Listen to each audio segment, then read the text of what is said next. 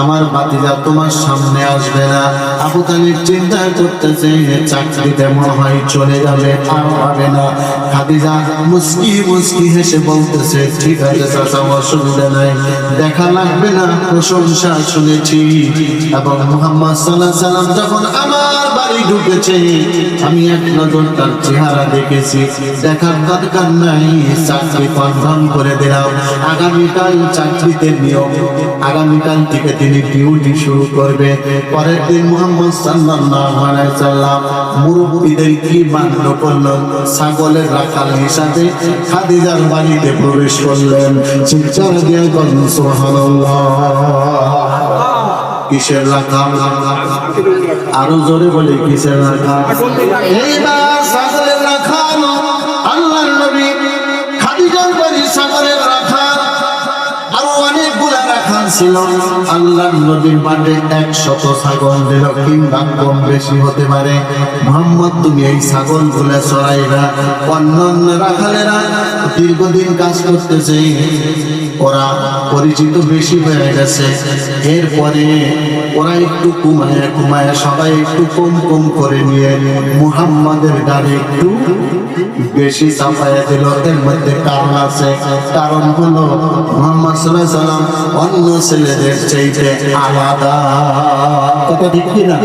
একটু ভালো, আর ভালো যেখানে তার একটু বিরোধিতা আছে না নাই? ইউসুফ নবীরে কুয়ায় ফলাইছে কেন? ইউসুফ নবী বেশি ভালো ছিল, কথা ঠিক না? ভাইয়া চিন্তা করছে যে আমার বাপে ওকে ভালোবাসে, সমাজের মানুষ ওকে ভালোবাসে, আত্মীয় স্বজন পাড়া প্রতিবেশী ইউসুফ নবীকে বেশি ভালোবাসে, ওকে এত ভালোবাসে কেন? ওকে হত্যা করা। বুঝতে পেরেছে? ভালো মানুষের তাহলে পরীক্ষা আছে না নাই? ইউসুফ নবী তাকে 70 সময় কুয়ার মধ্যে ফলানোর কারণ তিনি ভালো ছিলেন, কথা ঠিক কিনা? উসমান হাদির মৃত্যুর কারণ তিনি ভালো ছিলেন, কথা ঠিক আছে? রাইট। এইবার মুহাম্মদ সাল্লাল্লাহু আলাইহি ওয়াসাল্লাম সম্ভবেরা অন্য রাখালের তুলনা মুহাম্মদ সাল্লাল্লাহু আলাইহি সাল্লামের ছাগল কয়েক গুণ বেশি। এইবার রাখালেরা চিন্তা করতেছে মুহাম্মদ এত ছাগল নিয়ে আজকে বাড়িতে যাইতে, কারণ আমরা 10টা 20টা 50টা ছাগল নিয়ে যাইতে পারি না, একটা এই দিকে যা, একটা ওই দিকে যা, কথা ঠিক কিনা? এই পৃথিবীতে আল্লাহ রাব্বুল আলামিন যত নবী এবং রাসূল পাঠিয়েছে, প্রত্যেক নবী রাসূলকে আল্লাহ ছাগলের রাখাল বানাইছে, ছাগল পালাইছে। জোরে বলে সুবহানাল্লাহ। তো প্রশ্ন বুঝো ছাগল কেন পালছে? কারণ এই পৃথিবীতে সব প্রাণীর চাইতে ছাগল পালা সবচেয়ে বেশি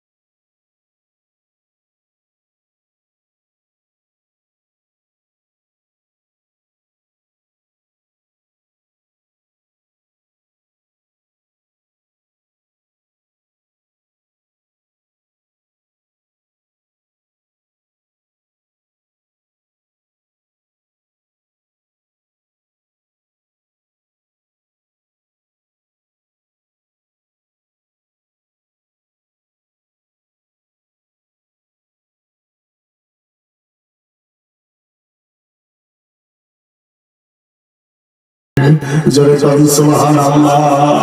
আল্লাহ নবী সাল্লাল্লাহু আলাইহি সাল্লাম বলল, ওমর রে, আমি যদি আল্লাহর কাছে চাই আল্লাহ আমাকে দিবে।